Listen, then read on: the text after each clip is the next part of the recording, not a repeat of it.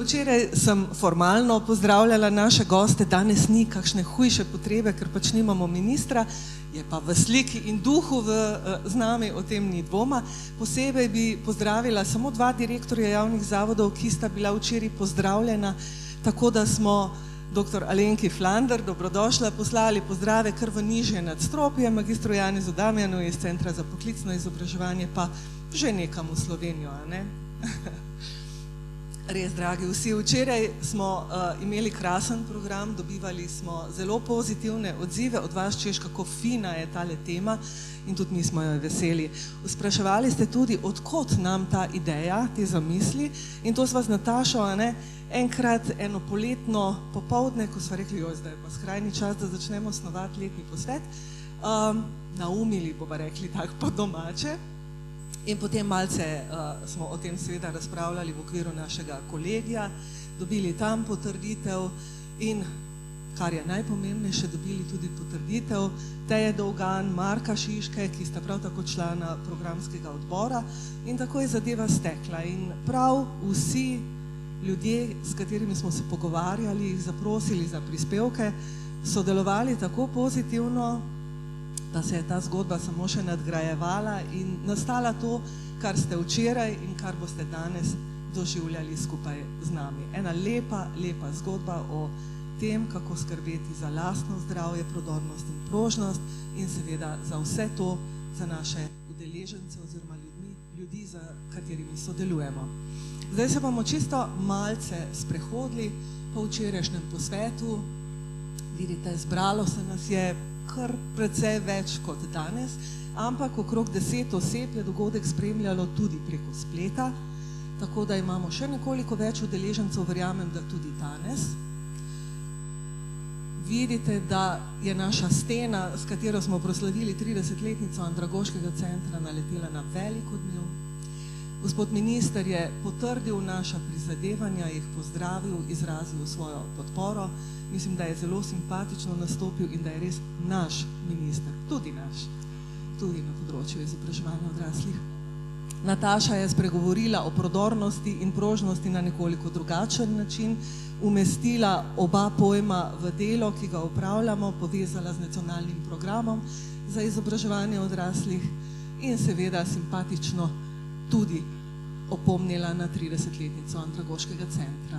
Naša Tanja je doživela krst s tem predavanjem, ki ga je imela prvič v tej naši skupnosti in mislim, da ga je odlično opravila.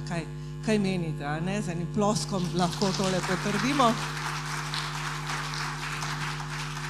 Govorila je o well-beingu, torej dobrobiti. Jaz jo bom večno opominjala, da je ena možnost dobrožitje. Ja, prvič smo telovadili s profesorjem dr. Gregorjem Jurakom, ki se je ravno tako zelo prilagodil nam, naši temi, izobraževanju odraslih, čeprav so mu otroci kar večkrat šli z jezika, ampak ja, odrasli in seniorji smo bili zraven in tudi telovadili smo. In se mi zdi, da bo seveda videl, kako bo porastel vpis v tale SlowFit program, ki ga zagovarja, ki ga vodi, a ne? Jaz sem že odločena, da se vpišem. Številna gradiva so bila zunaj, 2 knjigi, ki nista bili namenjeni za kar tako vzeti, in to je monografija o izobraževanju ljudi s posebnimi potrebami, a ne, Ida, sta tudi izginili, tako da poštenega najditelja prosimo, če to vrne, ali pa tudi ne, naj pride prav za delo na tem področju. Tako, še nekaj veselih obrazov, zadovoljnih, tudi skupinskih. Ja, to je res bilo namenjeno team buildingu. In potem smo plesali. Malce nenavadno za takšen skup, za tako dvorano, ampak je šlo, a ne?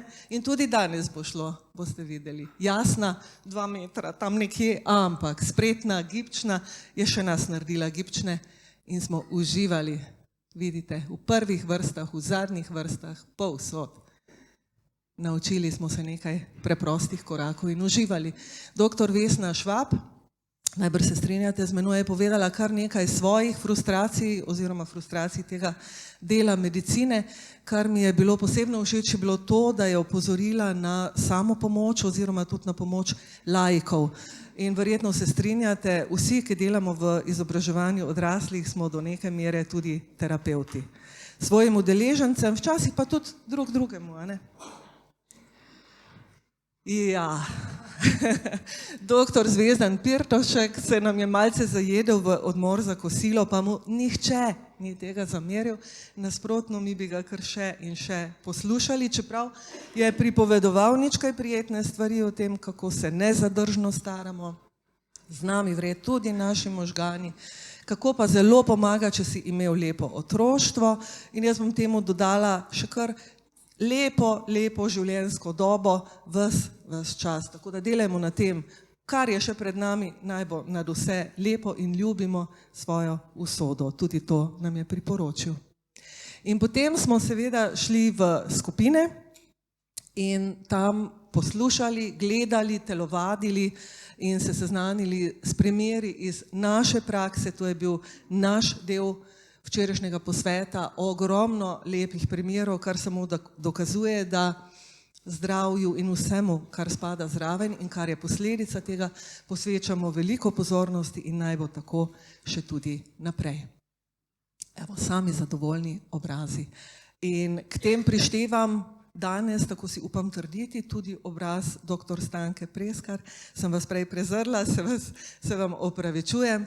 Zastopate tukaj, predvsem v panelu, ob koncu, dr. Vinka Logaja, iz zavoda, namestnica direktorja Zavoda za šolstvo. Dobrodošli vsi. Tako, jaz bom končala s tem uvodnim delom. Tudi slikc bo počasi zmanjkalo. Vsi tile posnetki bodo na voljo, tudi ti primeri dobrih praks, na spletni strani. Smo poskrbeli za to, da snemamo v vseh 3 dvoranah, tako da si boste, če niste uspeli česa videti, pa bi radi vse to ogledali.